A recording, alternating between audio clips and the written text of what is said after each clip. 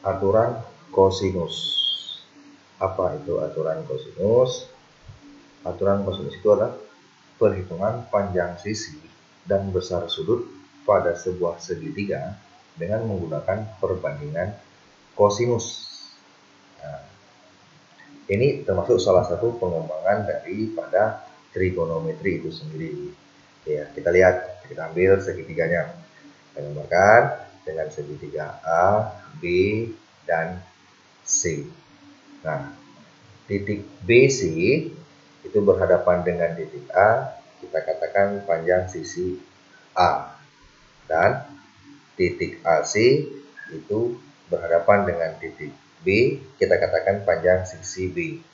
Nah, kemudian panjang AB itu kita katakan sebagai panjang sisi C. Ya, ini sebuah segitiga sembara. Nah, bagaimana menggunakan perbandingan trigonometri itu adalah dengan menggunakan segitiga siku-siku. Berarti pada segitiga ini akan kita tarik sebuah garis lurus dari salah satu titik yang berpotongan terhadap sisi alasnya. Dari sini kita akan menariknya dari titik C. Nah, yang tegak lurus terhadap alas AB. Ya, kemudian titik perpotongan ini kita katakan sebagai titik D. Nah, kemudian jarak C ke D atau CD itu kita katakan sebagai tinggi sebuah segitiga.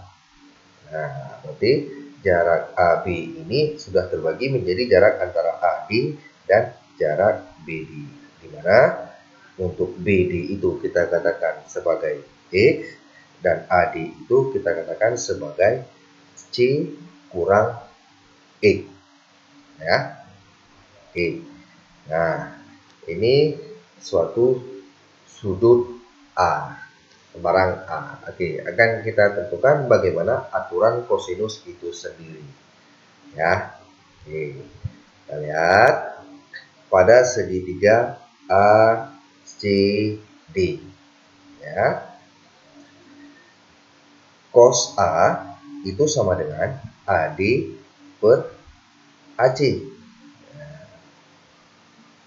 Cos A di mana AD itu adalah C kurang X dan AC itu adalah B. Sehingga bisa kita tuliskan cos A sama dengan C kurang X per B. Kemudian kita lakukan perkalian silang antara titik B, ya, antara titik B terhadap titik cos A. Antara titik B dengan cos A ini menjadi B kali cos A sama dengan C kurang X. Kemudian kita menentukan panjang sisi X dari persamaan ini, di mana X sama dengan C kurang B kali cos A. Ya, X kita pindahkan maka menjadi positif, dan B kali cos A kita pindahkan maka menjadi negatif, dengan C tetap. Nah, ini kita dapatkan sebagai persamaan pertama. Masih pada segitiga ACD, pada segitiga ACD berlaku yang namanya teorema Pythagoras karena ini segitiga siku-siku. Bagaimana teoremanya? Kita katakan bahwa sisi datar kuadrat ditambah sisi tegak kuadrat itu adalah sisi miring kuadrat. Nah, sehingga sisi datar kuadrat C kurang X tambah sisi tegak kuadrat T kuadrat itu sama dengan sisi miring kuadrat.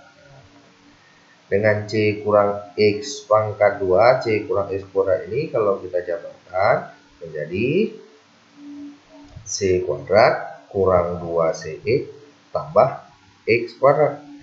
Ini penjabaran dari C kurang X kuadrat.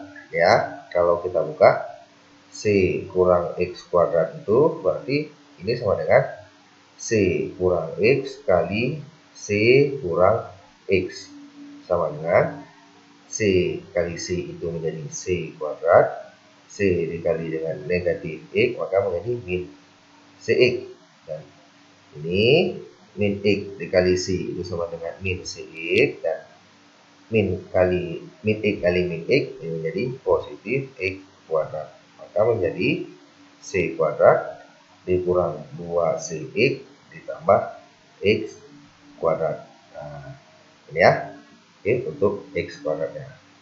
Maka ini kita katakan sebagai persamaan yang kedua pada segitiga ACD. Kita dapatkan, kita olah menjadi dua buah persamaan. Nah, sekarang kita lihat pada segitiga BCD. Pada segitiga BCD di sini yang kita pergunakan adalah teorema Pythagoras, di mana sisi datarnya adalah X, menjadi X kuadrat ditambah sisi tegaknya adalah T kuadrat itu sama dengan sisi miringnya A kuadrat. Itu kita katakan sebagai persamaan ketiga. Oke. Nah, dari sini yang kita gunakan adalah persamaan kedua. Kita ambil persamaan kedua.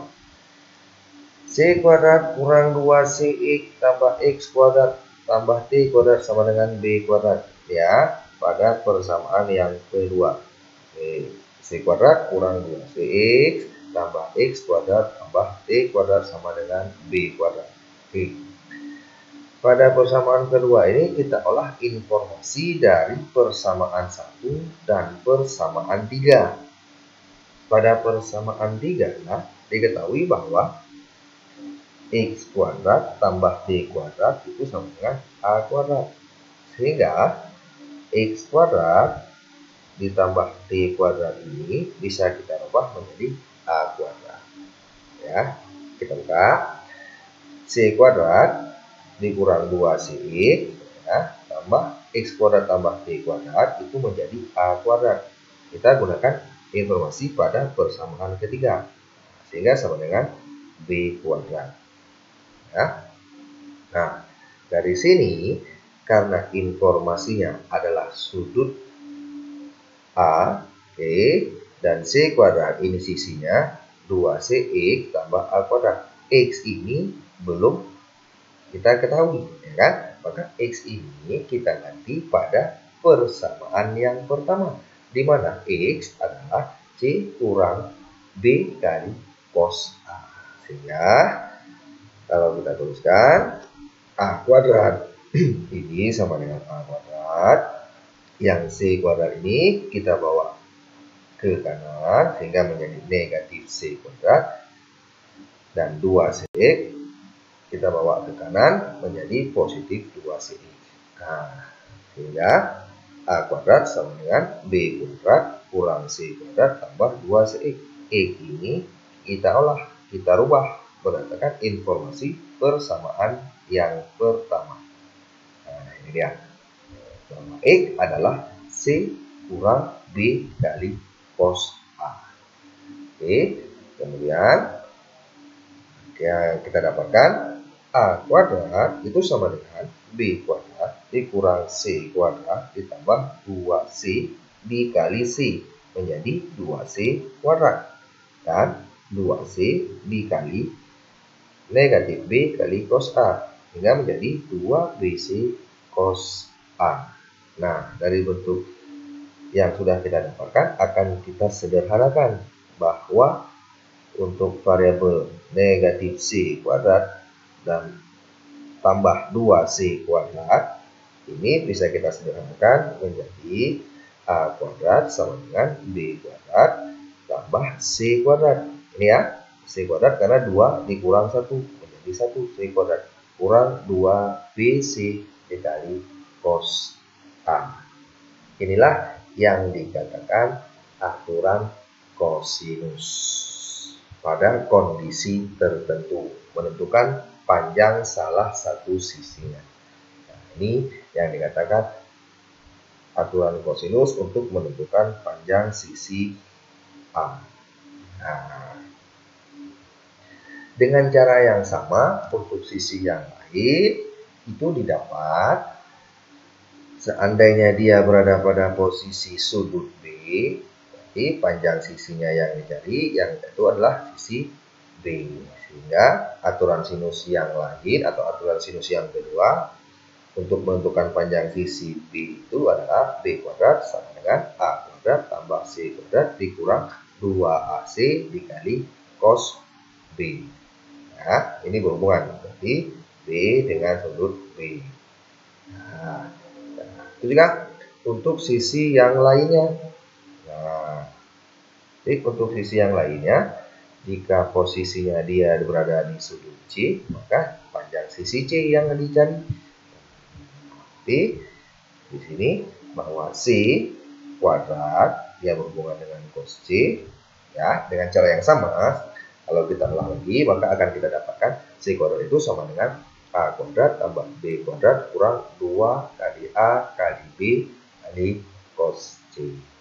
Inilah ketiga aturan kosinus untuk mencari panjang sisi suatu segitiga.